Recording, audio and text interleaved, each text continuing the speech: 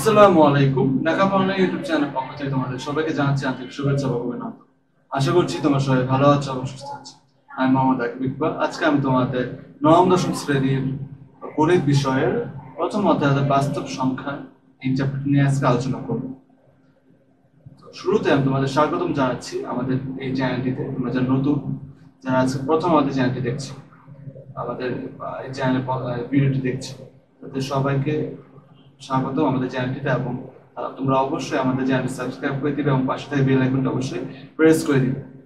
এবং তোমরা যে আমাদের ভিডিওগুলো দেখে আসতেছো দীর্ঘদিন ধরে, তোমাদের সবাইকে ধন্যবাদ আমাদের সাথে থাকার জন্য। এভাবে আমাদের সাথে থাকবে এবং আমাদের ভিডিওগুলো দেখতে থাকবে। আমি এই প্রথম অধ্যায় অর্থাৎ বাস্তব সংখ্যার এর আগেও কিন্তু একটা ভিডিও বানিয়েছি। সেখানে আমি বাস্তব সংখ্যার শুরুর দিকে যে টপিকগুলো ছিল, যেমন বাস্তব সংখ্যা কি, তারপর পূর্ণ সংখ্যা, ভগ্নাংশ, এই বিষয়টি এছাড়াও আরো অন্যান্য বিষয়গুলো নিয়ে আলোচনা করেছিলাম।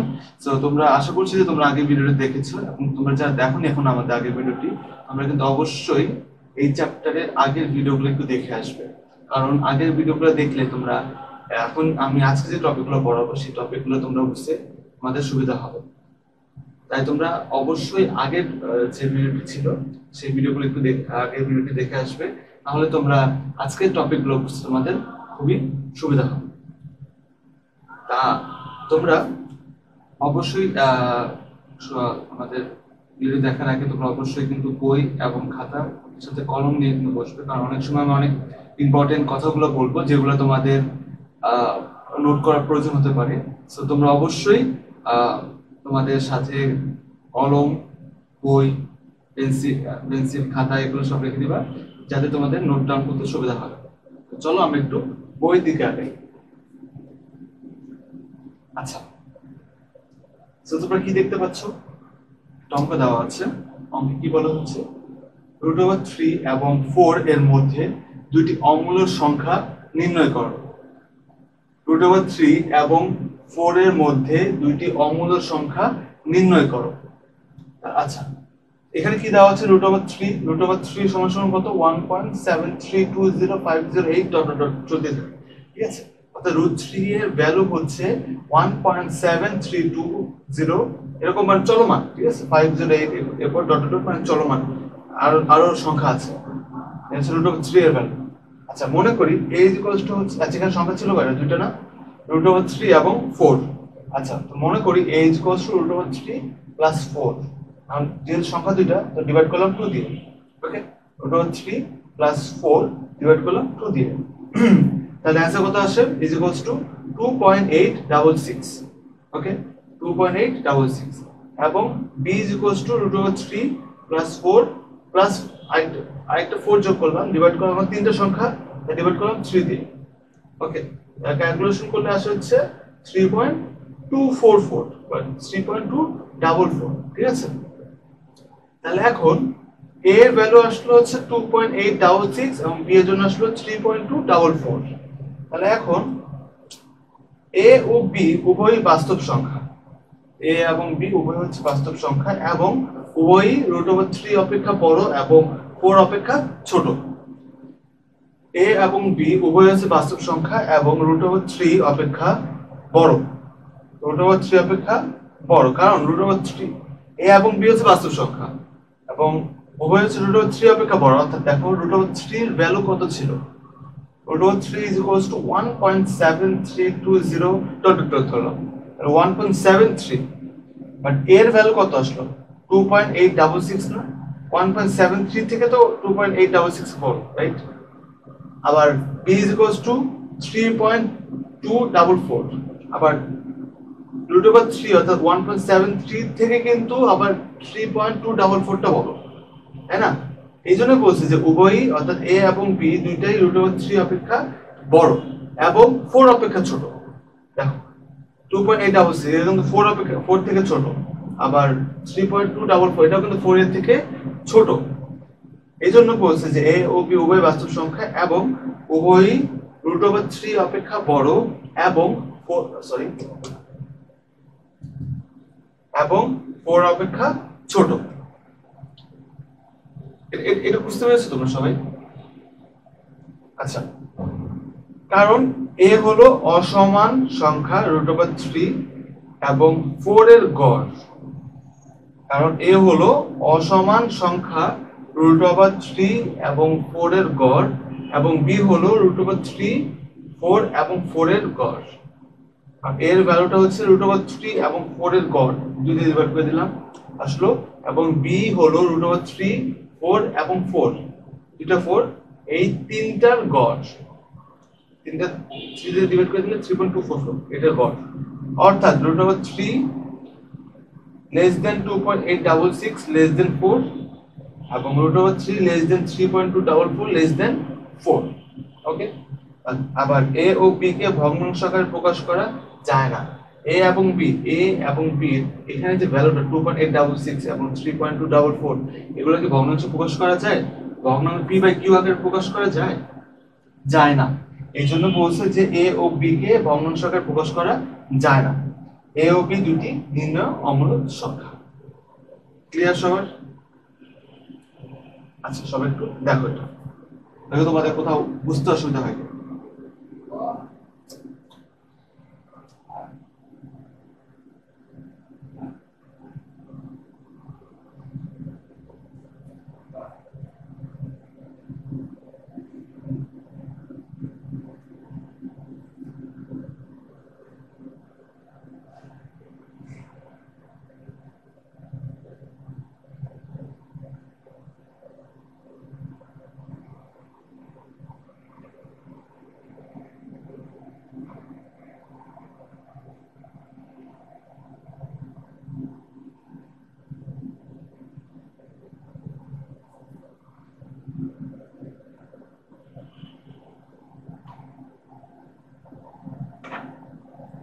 আচ্ছা, আশা করছি বুঝতে পেরেছো। এটা ছিল, সরি। আচ্ছা, এরপর আচ্ছা, এটা এটা তো বুঝতে পেরেছো। আচ্ছা, আমরা এখানে কি দেখছি দেখো, বাস্তব সংখ্যার যোগ ও গুণন প্রক্রিয়ার মৌলিক বৈশিষ্ট্য। বাস্তব সংখ্যার যোগ ও গুণন প্রক্রিয়ার মৌলিক বৈশিষ্ট্য কি দেখছি দেখো।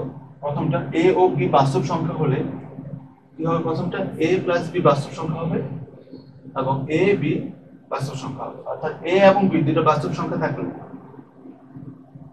এ প্লাস বি যেটা সেটা বাস্তব সংখ্যা হবে, এবং এ সাথে বি গুণ করলে সেটা এ বি, সেটা বাস্তব সংখ্যা হবে। আবার দুই নাম্বারটা হচ্ছে এ বি বাস্তব সংখ্যা হলে A plus B equal to B plus A হবে। অর্থাৎ এ এবং বি দুটো বাস্তব সংখ্যা হলে এর সাথে যদি বি কে যোগ করা হয়, এর সাথে বি কে যোগ করা হয়, যোগ করলে যে ভ্যালুটা আসবে, বি এর সাথে এটাকে যোগ করলেও সেই সেম ভ্যালুটাই আসবে। এই জন্য বলছে যে A plus B equals to B plus A, A plus B equals to B plus A. Clear? আরেকটা, A B equals to B A, অর্থাৎ এ এর সাথে বি কে যদি গুণ করা হয় তাহলে যে ভ্যালুটা আসবে, বি এর সাথে এটাকে গুণ করলেও সেই সেম ভ্যালুটাই আসবে। এর সাথে বি কে গুণ করলে যে ভ্যালুটা আসবে, বি এর সাথে এ কে গুণ করলেও সেই সেম ভ্যালুটাই আসবে। ওকে, দেন তিন নাম্বারটা, এ বি সি বাস্তব সংখ্যা হলে A plus B plus C equals to A plus B plus C. অর্থাৎ এ বি সি তিনটা বাস্তব সংখ্যা হলে এ এবং বি কে যোগ করলে যেটা পাবো আমরা, এ প্লাস বি, তার সাথে সি কে যোগ করলাম, ফার্স্ট টার্ম এ এবং বি কে যোগ করব। অর্থাৎ এই যে এখানে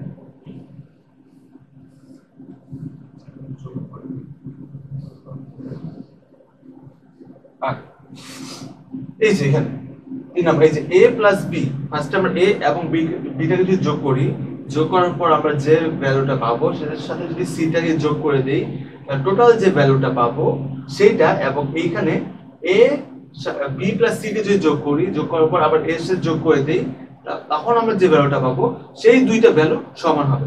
অর্থাৎ যদি তোমাদের একটু দেখাই,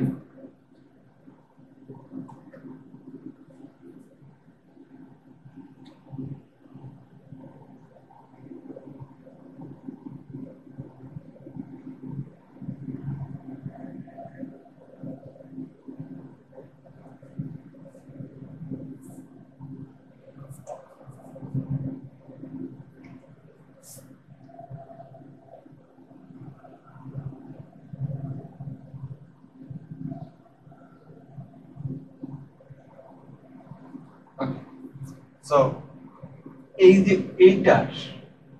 এইটুকে যখন আমরা, আচ্ছা আমি তোমাদের একটু বড় করে দেখতে পারি। আচ্ছা দেখতে পাচ্ছ তো ক্লিয়ার? আচ্ছা এইখানে a plus B plus C টাকে যখন আমরা যোগ করব, যোগ করার পর যে ভ্যালুটা পাবো, আমরা টোটাল যে ভ্যালুটা পাবো সেই ভ্যালুটা, এবং এই পাশে যে a plus B plus C, sorry এটা কেটে গেছে,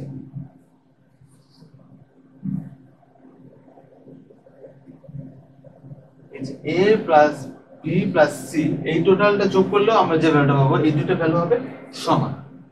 ঠিক আছে, a plus B plus C এটা থেকে যোগ করলে আমরা যে ভ্যালুটা পাবো এবং এই পাশে যোগ করলে আমরা যে ভ্যালুটা পাবো টোটালটা হবে সমান।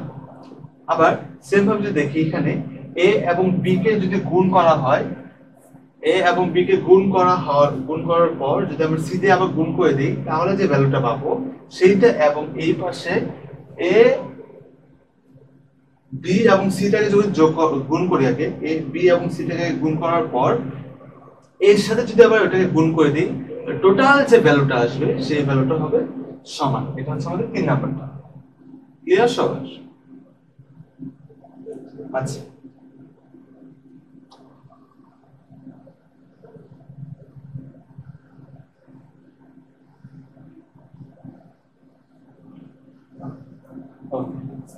এরপর একটা 4 নাম্বারটা বড় করে দিতে হবে।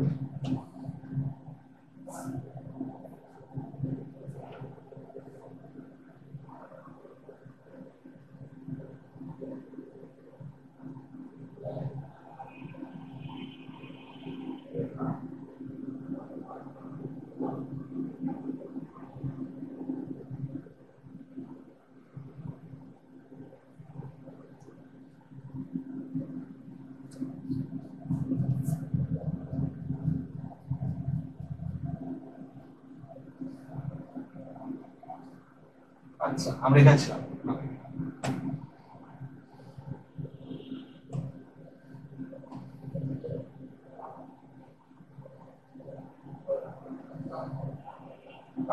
চার নাম্বার কি বলছে দেখো,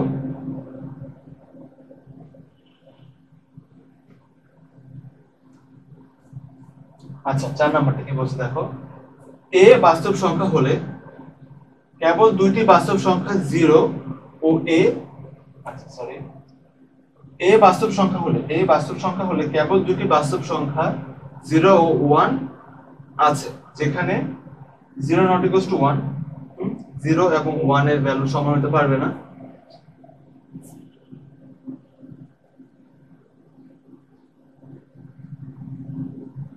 আচ্ছা 2 নাম্বার হচ্ছে a plus 0 equals 0 plus a, এর সাথে যদি 0 কে যোগ করা হয় তাহলে যে ভ্যালু আসবে, এর সাথে 0 কে যোগ করলে a আসবে, এর সাথে a কে যোগ করলেও a আসবে, তাহলে দুটো কি সমান না? সমান। বা এর জায়গায় তুমি যে কোনো ভ্যালু বসাও, ভ্যালু বসানোর পর যদি 0 এর সাথে যোগ করা হয় তাহলে যে ভ্যালু আসবে ওইটা সেমই আসবে। আচ্ছা তো আমরা যেখানে ছিলাম a plus 0 equals 0 plus a, অর্থাৎ a এবং 0 কে তুমি যদি যোগ করো তাহলে যে ভ্যালুটা আসবে 0 এর সাথে এর ওই 0 এর সাথে এর কেউ যোগ করলে সেম ভ্যালুটা আসবে, অর্থাৎ এতে তুমি যে কোনো ভ্যালু দাও না কেন 0 এর সাথে যোগ করলে তোমার ওই ভ্যালুটাই আসবে। সেম ভাবে 0 এর সাথে তুমি যদি এর সাথে যদি 0 কে যোগ করো যেটা আসবে, 0 এর সাথে a কে যোগ করলে সেমটাই আসবে, অর্থাৎ সমান হবে।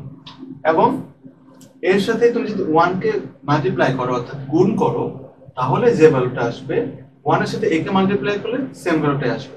এর সাথে তুমি 1 কে গুণ করো কত আসে দেখো তো, a আসবে, 1 এর সাথে a কে গুণ করলেও a আসবে, তাহলে কত আসে a। ওকে, দেন যদি আমরা দেখি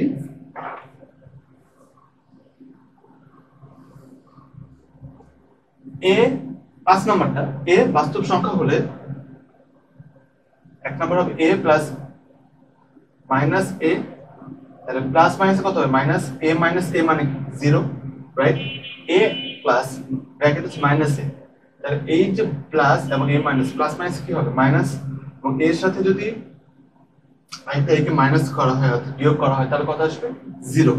ওকে, দেন দুই নম্বর যদি দেখি a নট ইকুয়ালস টু 0, হলে a ইন্টু 1/a, তাহলে a এবং a কাটাকাটি গেলে এই যে এই এটা এবং এই এটা যদি কাটাকাটি যায় তাহলে কি আসবে 1 থাকবে, তাহলে 1।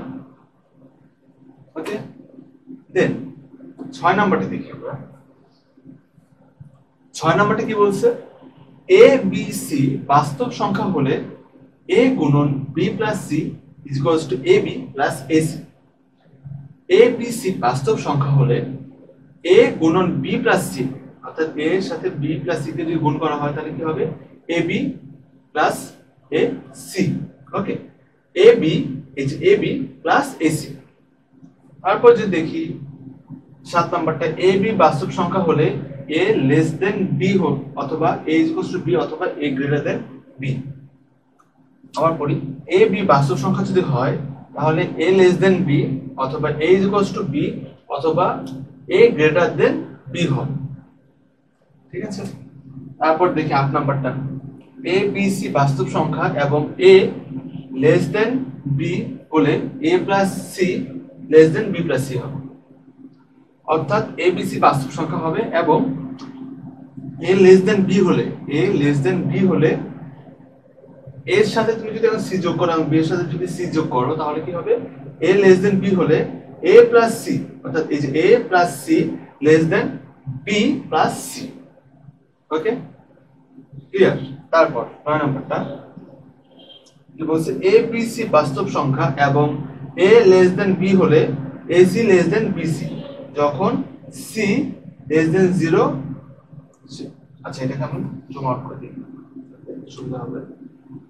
নিচেরটা একদম 9 নম্বর পয়েন্টটা, a b c বাস্তব সংখ্যা এবং a লেস দেন b হলে ac লেস দেন bc, অর্থাৎ a এর সাথে c কে গুণ করো এবং b এর সাথে c কে গুণ করে দাও তাহলে ac লেস দেন bc হবে যখন c এর ভ্যালুটা 0 থেকে বড় হতে হবে এবং ac গ্রেটার দেন bc হবে। আচ্ছা, ac গ্রেটার দেন bc হবে যখন, আচ্ছা আমি একটু ওপেন করে দিতে পারবো।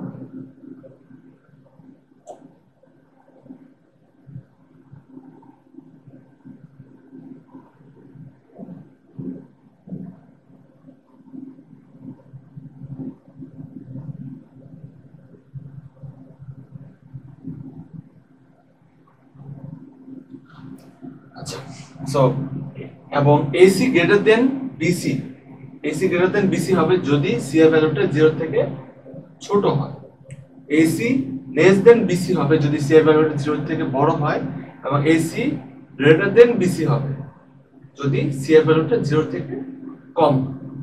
ঠিক আছে, C এর ভ্যালুটা যদি বড় হয় 0 থেকে তাহলে AC টা BC এর থেকে ছোট হবে এবং যদি C এর ভ্যালুটা 0 থেকে কম হয় তাহলে AC টা BC এর থেকে বড় হবে।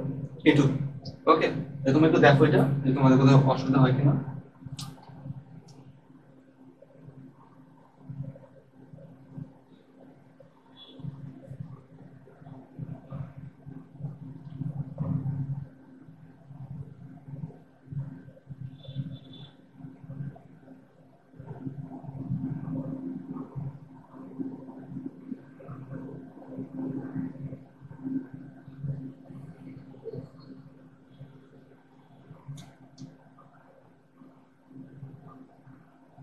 আচ্ছা, তো আশা করছি তোমরা বুঝতে পেরেছো।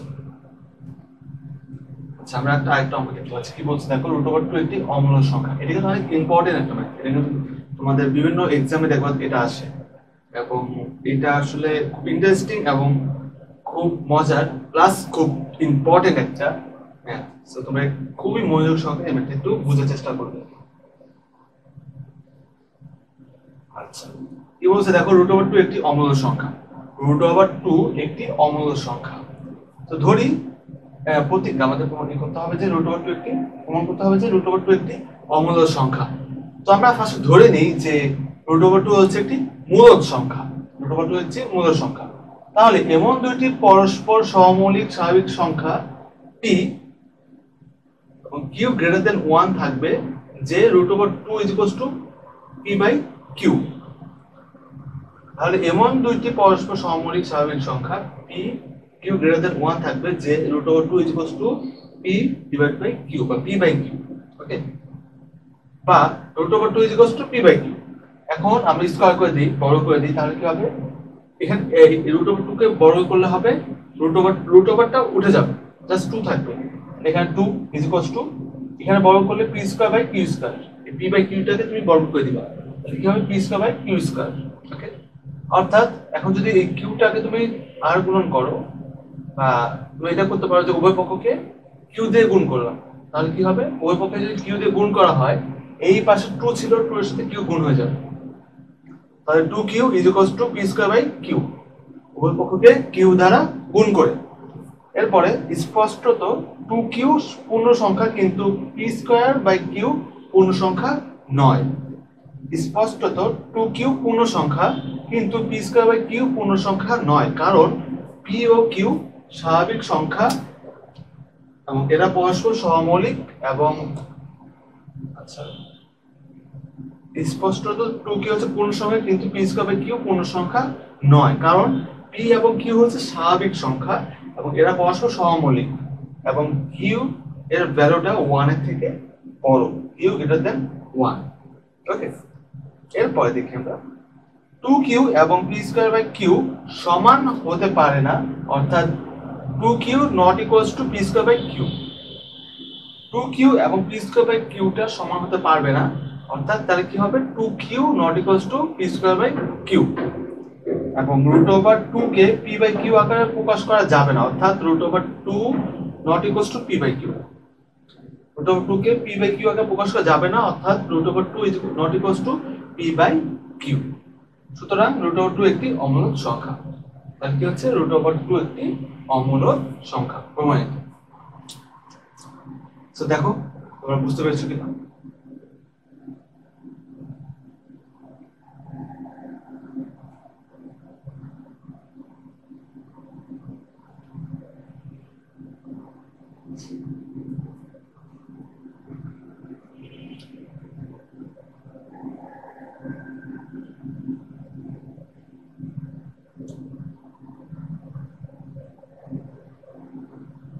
আচ্ছা, আশা করছি বুঝতে পেরেছি। এরপর আমরা একটা অঙ্ক দেখতে পাচ্ছি, কি বলেছে দেখো, প্রমাণ করো যে কোনো 4টি ক্রমিক স্বাভাবিক সংখ্যা গুণফলের সাথে 1 যোগ করলে যোগফল একটি পূর্ণবর্গ সংখ্যা হবে। প্রমাণ করো যে কোনো 4টি ক্রমিক স্বাভাবিক সংখ্যা গুণফলের সাথে 1 যোগ করলে একটি পূর্ণবর্গ সংখ্যা হবে। আচ্ছা, তো মনে করি 4টি ক্রমিক স্বাভাবিক সংখ্যা কি কি? একটা হচ্ছে x, একটা হচ্ছে x প্লাস 1, একটা হচ্ছে x প্লাস 2, একটা হচ্ছে x প্লাস 3। 4টি ক্রমিক স্বাভাবিক সংখ্যা বললে কি কি? একটা হচ্ছে x, তারপর এটা হচ্ছে x প্লাস 1, এরপর এটা হচ্ছে x প্লাস 2, এরপর এটা হচ্ছে x প্লাস 3। তাহলে ক্রমিক স্বাভাবিক সংখ্যা 4টির গুণফলের সাথে 1 যোগ করলে পাওয়া যায় কি? দেখো ওই 4টা ক্রমিক সংখ্যা ছিল না, ওই 4টি ক্রমিক সংখ্যার সাথে এখন 1 যোগ করব। 1 যোগ করলে কি হবে সেটা দেখো, x into x plus 1, আচ্ছা আমি দেখো x into x plus 1 into x plus 2 into x plus 3 plus 1, x into x plus 1 into x plus 2 into x plus 3 plus 1 যোগ করলাম। এই যে তিনটার গুণফলের সাথে ক্রমিক সংখ্যা 4টির গুণফলের সাথে 1 যোগ করলাম, তাহলে এই 4টা ক্রমিক সংখ্যা এই যে, আচ্ছা মান করে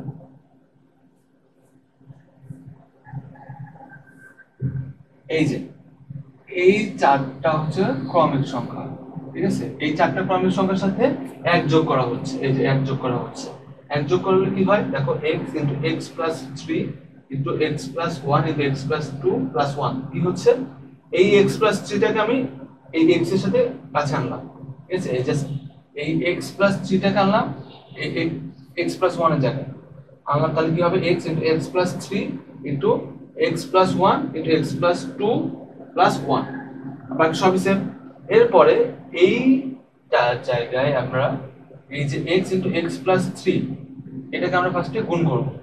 গুণ করলে কি হবে, x এর সাথে x গুণ করলে হবে x স্কয়ার, তাহলে x স্কয়ার প্লাস x এর সাথে যদি 3 টাকে গুণ করা হয় তাহলে হবে 3x, তাহলে x স্কয়ার প্লাস 3x, ঠিক আছে? এরপর আমরা x plus 1 into x plus 2 টাকে গুণ করব। x plus 1 এর সাথে x plus 2 টাকে আমরা গুণ করব বা মাল্টিপ্লাই করব, তাহলে কি হবে x এর সাথে 5টা গুণ করি x কে, তাহলে কত হয়? এই x এর সাথে x টা গুণ করলে হয় x স্কয়ার প্লাস x এর সাথে যদি 2 টা গুণ করা হয় তাহলে কত হবে? 2x, এবং আবার সেম ভাবে 1 এর সাথে যদি x এ গুণ করা হয় তাহলে কত হবে? x, তাহলে 2x আর x কত? 3x, তাহলে টোটাল হচ্ছে 3x, আর এই 1 এর সাথে যদি 2 টাকে মাল্টিপ্লাই করো তাহলে কত হবে? 2। সো আশা করছি যে আচ্ছা আমি তোমাদের দরকার হলে ভেঙে বুঝাচ্ছি আরো, কারণ আমি এই জায়গাটা আরো ভেঙে করে দিই। এইটাকে এইটার ক্যালকুলেশনটা আমি ভেঙে করে দিচ্ছি। এই নিচে এটা x + 1 * x + 2 টা, তাহলে কি আছে দেখো, x + 1, আচ্ছা এটা আমি একটা ব্ল্যাঙ্ক পেজে করে দিব, তাহলে তোমাদের বুঝতে সুবিধা হবে, দেখতে সুবিধা হবে।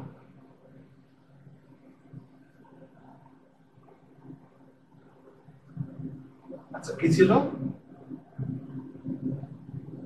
ছিল হচ্ছে x + 1 গুণন বা মাল্টিপ্লাই x + 2, রাইট? এটা ছিল। দেন এখন যদি আমরা গুণ করি তাহলে কি হবে? দেখো x + 1 এবং x + 2, আমরা ফার্স্টে এই x টা এবং এই x টাকে মাল্টিপ্লাই করব, তাহলে কি হবে? x square. তারপর এই x টার সাথে আমরা এই 2 টাকে মাল্টিপ্লাই করব, তাহলে কত হবে? 2x প্লাস এরপর আমরা কি মাল্টিপ্লাই করব? এই 1 টাকে দিয়ে আমরা এই x টাকে মাল্টিপ্লাই করব ফার্স্টে, তাহলে কত হবে? x, just x। এরপরে এই 1 এর সাথে আমরা এই 2 টাকে মাল্টিপ্লাই করব, তাহলে কত হবে? 2 * 1 কত? 2। তাহলে এখন 2x + x, এই x স্কয়ার রাখলাম, প্লাস 2x + x করলে কত হবে? 3x প্লাস আর 2 থাকবে 2, ঠিক আছে? তাহলে কত হচ্ছে? x square plus 3x plus 2, এটা হচ্ছে আমাদের অ্যানসার। ক্লিয়ার সবার? আচ্ছা তাহলে এখানে এই কাজটাই করছে যে x square plus 3x plus 2 = 1, এখান থেকে মাল্টিপ্লাই করে এটা আসছে। এরপরে x square plus 3x * x square plus 3x plus 2 = 1। এখন আমরা কি করব? এই x স্কয়ার প্লাস 3x কে আমরা a ধরলাম, x স্কয়ার এই যে এইটাকে x স্কয়ার প্লাস 3x এটাকে আমরা ধরলাম এখন a, ওকে? আর a ধরলে এই পুরোটা হচ্ছে a, তাহলে a into 3x plus x square plus 3x এটা হবে a, তাহলে a ইনটু a প্লাস 2, অর্থাৎ এই যে a into a plus 2 plus এই যে 1 ছিল, এই যে 1, এবং সাইড এবং সাইড নোট দিয়ে দেওয়া হয়েছে যে x square plus 3x = a ধরে, আচ্ছা? তারপরে এখন সেম ভাবে আবার a into a plus 2 K multiply করে দিলে কি হবে? বা a প্লাস 2 কে a দিয়ে মাল্টিপ্লাই করলে a, প্রথমে a ইনটু a মানে কত? a square plus 2a plus 1, এটা একটা ফর্মুলা হয়ে গেল না? a plus b whole square formula. তাহলে a প্লাস b, অর্থাৎ a এখানে b কি 1, a plus 1 whole square. Clear? এখন এর জায়গায় কি ছিল? x স্কয়ার প্লাস 3x না? তাহলে এর জায়গায় এখন আমরা x স্কয়ার প্লাস 3x টা বসাই, তাহলে কি হবে? x square plus 3x plus এই যে 1 ছিল 1, x square plus 3x plus 1 whole square. Clear সবাই? আচ্ছা তাহলে দেখি আমরা বলছে যা একটি পূর্ণবর্গ সংখ্যা, এটা একটা কি পূর্ণবর্গ সংখ্যা না? আচ্ছা, যা একটি পূর্ণবর্গ সংখ্যা, সুতরাং যে কোনো 4টি ক্রমিক স্বাভাবিক সংখ্যার গুণফলের সাথে 1 যোগ করলে যোগফলটি একটি পূর্ণবর্গ সংখ্যা হবে। এটা হচ্ছে একটা পূর্ণবর্গ সংখ্যা, সুতরাং যে কোনো 4টি ক্রমিক স্বাভাবিক সংখ্যার গুণফলের সাথে 1 যোগ করলে যোগফল একটি পূর্ণবর্গ সংখ্যা হবে। ক্লিয়ার সবার? সবাই একটু ব্যাখ্যা করতে হবে, কতটা অসুবিধা হয় কিনা বুঝতে।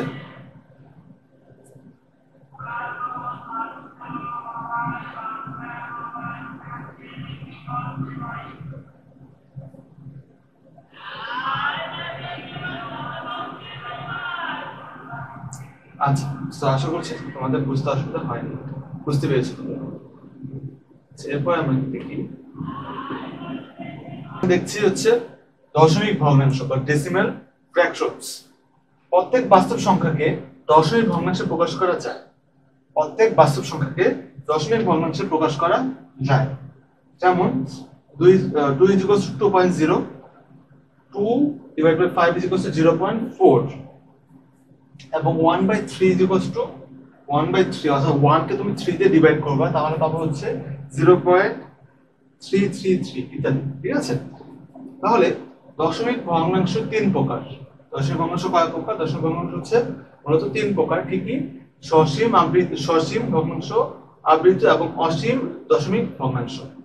অসীম, আবৃত এবং অসীম দশমিক ভগ্নাংশ। এখন আমরা দেখি সসীম, তাহলে সসীম দশমিক ভগ্নাংশটা কি?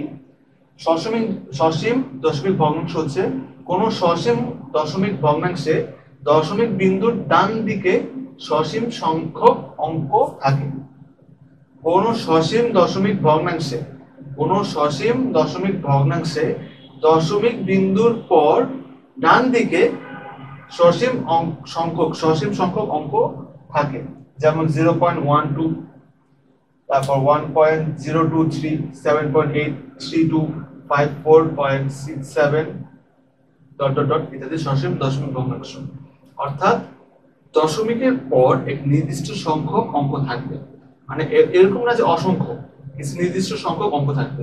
যদি সেরকম থাকে সেগুলোকে আমরা বলতে পারবো হচ্ছে সসীম দশমিক ভগ্নাংশ। এর পরবর্তী দেখি আবৃত দশমিক ভগ্নাংশটা কি।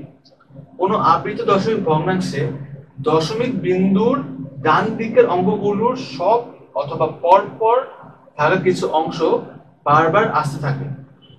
কোন আবৃত দশমিক ভগ্নাংশে দশমিক বিন্দুর ডান দিকের অঙ্কগুলোর সব অথবা পরপর থাকা কিছু অংশ বারবার আসতে থাকে। যেমন 3.333 এরকম একটা, মানে চলমান, কিন্তু 3.33333 চলতে থাকবে। হ্যাঁ, এরপর 2.5454545 এগুলো চলমান। তারপর 5.1276565 ইত্যাদি হচ্ছে আবৃত দশমিক ভগ্নাংশ। ক্লিয়ার সবার? আচ্ছা, এরপরে দেখি আমরা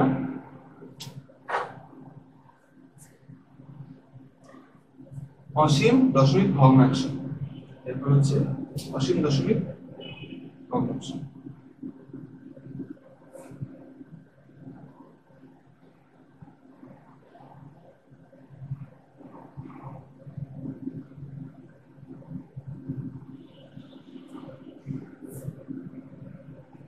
ওকে, সো এরপর হচ্ছে তোমাদের অসীম দশমিক ভগ্নাংশ। এটা কি? কোন অসীম দশমিক ভগ্নাংশে দশমিক বিন্দুর ডান দিকের অঙ্ক কখনোই শেষ হয় না। কোন অসীম দশমিক ভগ্নাংশে দশমিক বিন্দুর ডান দিকের অঙ্ক কখনোই শেষ হয় না, অর্থাৎ দশমিক বিন্দুর ডান দিকের অঙ্কগুলো সসীম হবে না বা অংশ বিশেষ বরাবর আসবে না। যেমন √2 = 1.4142135624 ঠিক আছে। তারপর যেমন √7 2.645751 তারপর 111 এটা হচ্ছে অসীম দশমিক ভগ্নাংশ। সো আমরা 3 রকমের ভগ্নাংশগুলো বললাম, কি কি? সসীম, আবৃত এবং অসীম দশমিক ভগ্নাংশ। তুমি একটু দেখো যে তোমাদের কোথাও বুঝতে অসুবিধা হচ্ছে কিনা।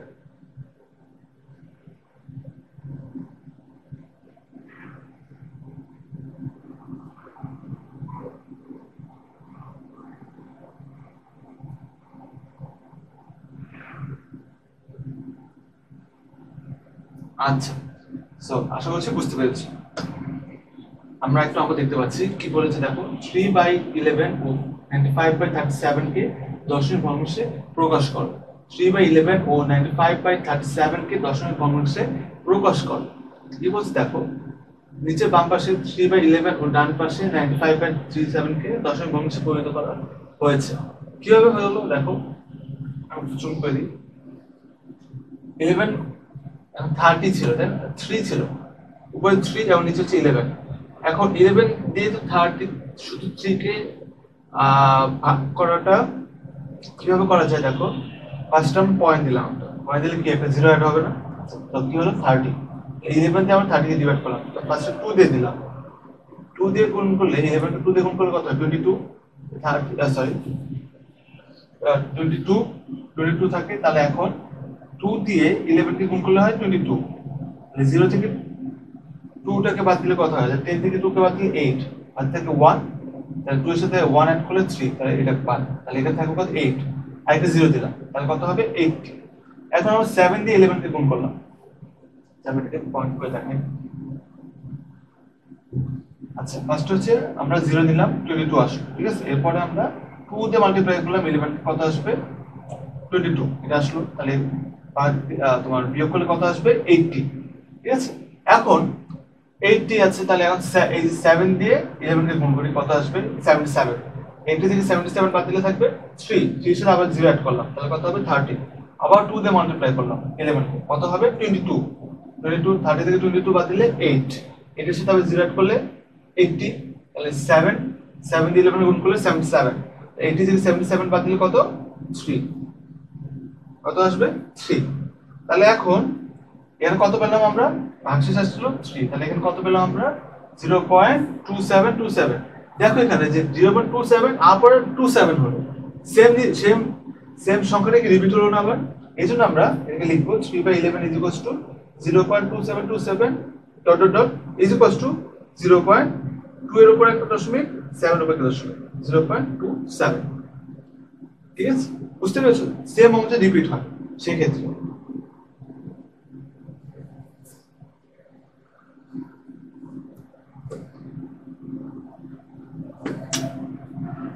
এই অঙ্কটাও সেম ভাবে করে, তোমরা একটু দেখে নাও যে তোমরা এটা বুঝতে পারো কিনা, না বুঝলে আমি করে দেবো।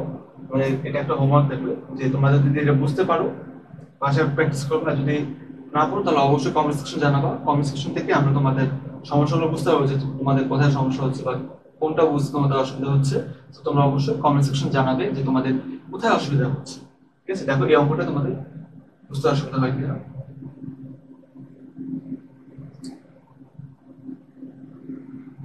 না বুঝলে তোমরা অবশ্যই কমেন্ট সেকশন জানাবে।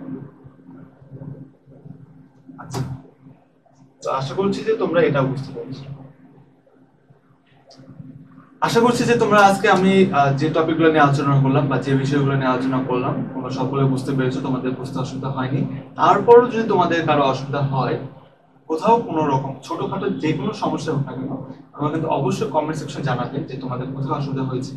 তাহলে আমরা তোমাদের সমস্যাগুলো ফাইন্ড আউট করতে পারবো এবং আমরা শেষ পরবর্তী তোমাদের সকল সমস্যাগুলোর ভিত্তিতে আমরা একটা ভিডিও বানাবো, সেখানে তোমাদের সকল সমস্যাগুলো সমাধান করার আমরা চেষ্টা করবো। তো তোমরা অবশ্যই কমেন্ট সেকশন জানাবে যে কোথায় তোমাদের অসুবিধা হচ্ছে। আজকের ভিডিও তোমাদের যদি ভালো লাগে তোমরা অবশ্যই ভিডিওতে লাইক দিয়ে দিবে এবং তোমাদের বন্ধুদের মাঝে শেয়ার করে দিবে, তাহলে তারাও আমাদের ভিডিওগুলো দেখে উপকৃত হতে পারবে। এবং তোমরা যে নতুন আমাদের চ্যানেলটিতে তোমরা অবশ্যই আমাদের চ্যানেলটি সাবস্ক্রাইব করে দিবে এবং পাশে থাকা বেল আইকনটা অবশ্যই প্রেস করে দিবে, তাহলে আমাদের দেওয়া সকল আপডেট ভিডিওগুলো তোমরা সবার আগে পেয়ে যাবে। এবং যেহেতু এখন একটি করোনা মহামারী চলছে, তোমরা অবশ্যই বাসায় অবস্থান করবে এবং একান্ত যদি বাসা থেকে বেরোতে হয় তাহলে অবশ্যই মাস্ক এবং স্যানিটাইজার ব্যবহার করবে। সবাই তোমাদের পিতা মাতাদের সম্মান করবে এবং তোমাদের পরিবারের সাথে মিলেমিশে থাকার চেষ্টা করবে এবং সবসময় তোমাদের বাবা মার কথা মতো চলবে। আমাদের পরবর্তী ভিডিও আসা আগ পর্যন্ত তোমরা সবাই ভালো থাকো, সুস্থ থাকো এবং অঙ্ককে ভালোবাসতে শিখো। আল্লাহ হাফেজ।